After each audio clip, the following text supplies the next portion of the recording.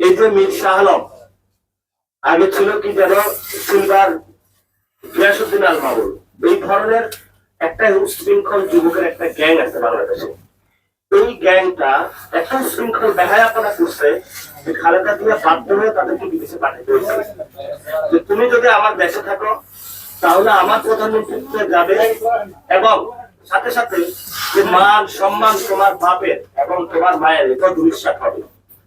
ঠিক আছে, আমরা চিন্তা করলাম, লন্ডনে গিয়ে পড়াশোনা করেছে, সেখানে পরবর্তীতে অনেক ভাই থেকে এখন শুনতেছি লন্ডনে আবার আরো স্ট্রং গ্যাং বানাইছে তারা, এবং তাদের উশৃঙ্খল বেহায়াপনা এটা শুধু বাংলাদেশের সীমানা নয়, লন্ডনে ছড়িয়ে পড়েছে। তারা সেখান থেকে চিন্তা করলো যে কিভাবে হলো বাংলাদেশের হলো এই ধরনের ক্ষমতা হলো আরোহণ করা যায়। এই গণ অভ্যুত্থানের পরে প্রপোজাল সবার কাছে এসেছিল, ভারত প্রশ্নে আমরা একদম বলেছি এখানে কোনো কম্প্রোমাইজ হবে না, এবং আওয়ামী লীগ প্রশ্নে এখানে নো এন্ট্রি, আওয়ামী লীগের বিচার হতে হবে, ভারতের সাথে হলো স্বাধীন পররাষ্ট্র নিতে হবে, আমি স্পষ্ট তাদেরকে জানিয়ে দিয়েছি। তারপরে হলো আমাদের কতিপয় সেনাবাহিনীর বিভ্রান্ত যুবক এই ষড়যন্ত্রের অংশীদার হলেন, তারা আমাদেরকেও বললো, আমরা বলছি আমরা কোন এই ধরনের জনতার সাথে আমরা ডাকারি করতে পারবো না, এবং সেই সাথে হলো তাদের এই প্রপোজালের সাথে তারেক রহমান হলো সুর মিলাইলেন, কারণ ওনার কাছে ক্ষমতা এটাই বড়, তাহলে এই ক্ষমতা যদি আসতে পারে তাহলে মিয়া নুরুদ্দিন নতুন মতন হলো লোকরে দিয়ে হলো 2 নম্বরই কাজ করাইতে পারবে, মীর শাহ আলমরে দিয়ে 2 নম্বরই কাজ করাইতে পারবে, হাওয়া বলেন যে ভাই বেড়াদার গুলো আছে তাদের দিয়ে 2 নম্বরের কাজ করাবে। এখন প্রবলেমটা হলো কি, দেখেন তারা 2 নম্বরই কাজ করতেছে, ঠিক আছে তারা করলো, সেখানে তাদের কিছু অর্থ সম্পদ দরকার, তাদের হলো বিদেশে বাড়ি দরকার, দেশে অনেক ধরনের তারা হলো ফকির গরিব, যেভাবে হলো শেখ কামাল শেখ জামালরা ব্যাংক ডাকাতি করেছিল, এখন যেহেতু তার বাপ প্রেসিডেন্ট ছিল, প্রধানমন্ত্রী ছিল, তার মা প্রধানমন্ত্রী ছিল, সেই সুবাদে সেও প্রধানমন্ত্রী হয়ে এখন হলো জনগণের ট্যাক্সের টাকা ডাকাতি করলো। প্রবলেমটা হলো আপনি স্বাধীনতা বিকিয়ে কেন করতেছেন? স্বাধীনতার প্রশ্নটা আপনি নিজেকে আপোষ করতে পারবেন না, কারণ বাংলাদেশের আপনি যদি সার্বভৌমত্ব হুমকিতে ফেলে দেন, আপনার এই শৃঙ্খলার কারণে ব্যাংকগুলোকে লোপাট করার জন্য আপনি ব্যাংকে বসিয়েছেন একটা আরেকটা শৃঙ্খল যুবক। এখানের যারা এক্সচেঞ্জ অফিসার তারা আমাদেরকে বলে এই লোক যদি বাংলাদেশ ব্যাংকের মূল গভর্নর হইতে পারে তাহলে আমাদের সমস্যা কোথায়? এই পল্টন এলাকায় কত জনের যে টাকা মেরে দিয়েছে এই যে বর্তমান যিনি বাংলাদেশের ব্যাংকের গভর্নর আছে।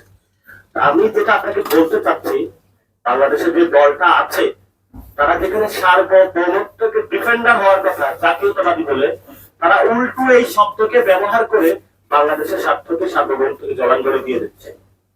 ভদ্রতার মুখোশ করে হলো দুনিয়ার সবচেয়ে জঘন্য সন্ত্রাসী কর্মকাণ্ড তারা শুরু করেছে। এটা যদি অন্য কোনো আওয়ামী লীগ করলে মানতে পারতাম, যে বিএনপি এটা করতেছে এটা আমরা মানতে পারতেছি না। এই জন্য আমি তাদেরকে বলি ভুয়া জাতীয়তাবাদী। এই দল বাংলাদেশের যে আইডিয়া, এই আইডিয়াকে তারা নষ্ট করে দিয়েছে। এই উশৃঙ্খল হাওয়া ভবনের যে যুবকরা আছে ক্ষমতায় গিয়েছে, তারা কেউ মিনিস্টার হয়েছে, কেউ প্রধানমন্ত্রী হয়েছে, প্রথমত এদের থেকে বাংলাদেশকে রক্ষা করতে হবে, কারণ এই উশৃঙ্খল বেহায়াপনা পুরো বাংলাদেশে ছড়িয়ে পড়ে, তাহলে বাংলাদেশ ভারত থেকে তারা তো বাংলাদেশ দখল করতে আসবে না, কারণ দখল করলে ওরা এই 20 কোটি অলরেডি বলেছেন মুসলমানদেরকে তারা হলে হ্যান্ডেল করতে পারবে না, সেটা ভারত রাষ্ট্রের ভেঙে চুরমার হয়ে যাবে, কিন্তু আমাদেরকে তারা শোষণ করতে চাইবে। এই শোষণের সুযোগটা কারা দিয়ে দিলেন? এই শোষণের সুযোগটা দিয়ে দিলেন এই হাওয়া ভবনের উশৃঙ্খল যুবকরা। আপনারা বিশ্বাস করেন বা না করেন, বাংলাদেশে অনেক মানুষ এক্সপেক্ট করেছিল অ্যাটলিস্ট এই ছেলেগুলা ভদ্র হয়েছিল লন্ডনে গিয়ে, ভদ্রতার কোনো লেশ মাত্র নেই।